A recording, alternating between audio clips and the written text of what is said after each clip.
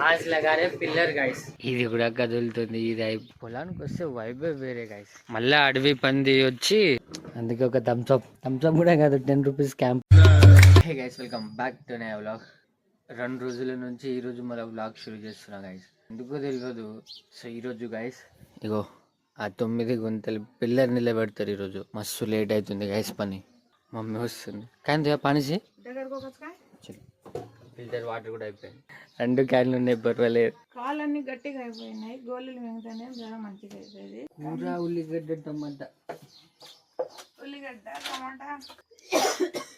కందా filter water వెళ్ళిపోయినాయి అని బాధపడుతున్నాము guys. ఆ మేకప్ పిల్లలు ఆడతాయి గాయస్ పొద్దుగాల నుండి.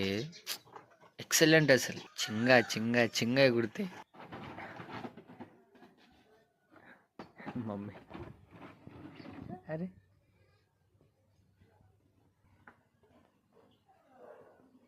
సో బ్రష్ చేసేద్దాం, తర్వాత పని ఉంటుంది మళ్ళీ. అట్లనే లేట్ అయిపోతుంది. బ్రష్ చూడడానికి వెళ్తే మా మమ్మీ ఏమో అన్నం ఉడికిపోతుందేమో చూడండి చూద్దాం. నాకైతే కుకింగ్ వస్తుంది. బ్యాచులర్ కదా, నేర్చుకోవాలి. అవుతుంది ఇది. సో గైస్ ఫైనల్ ఏదేమో మొత్తం దారం కట్టిరు, కొలతలు తీసుకురు, కింద మార్కర్ కూడా వేసిరు. అవు చాపిస్తూ అవుపిస్తుంది అది మార్కింగ్ చేసిరు. ఇప్పుడు ఇప్పుతురు. సో గైస్ आज लगा रहे पिల్లర్ गाइस. ఏరా సో గాయస్ ఈరోజు పిల్లర్లు వేస్తున్నాం. అంటే కింద పునాది. పిల్లర్లు అంటే పిల్లర్లు కాదు, కింద పునాది. ఇగో నిల్లర్ కూడా వచ్చింది, మనుషులు కూడా వచ్చారు పని చేసేటోళ్ళు. ఈరోజు పని బాగానే అవుతుంది. ఓకే పర్లేదు. మొత్తం బీహారీలో గాయస్ ఎంత చిన్నగా ఉన్నారు చూడు. టీనేజర్ కూడా కాదు.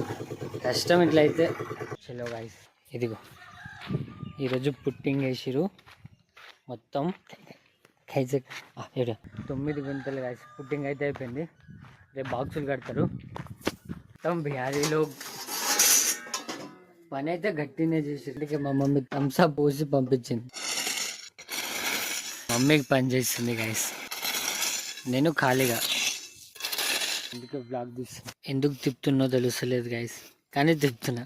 వీడియో లెంత్ పెరుగుతుందని తిప్పుతున్నా. చాలీగా పోయింది.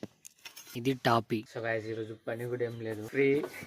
ఎందుకంటే ఆ డబ్బు వేసేటోళ్ళు ఈరోజు రారన్నారు. వెళ్తున్నాం పొలం దగ్గరికి. మమ్మీ బండి పేర్లా పండ్లు చూడండి గైస్.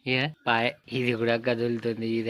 ఇది ఊడిందనుకో కథం. చలో గైస్ నేనున్నా ఇప్పుడు పొలంలో. పొలానికి వస్తే వైబే వేరే గైస్.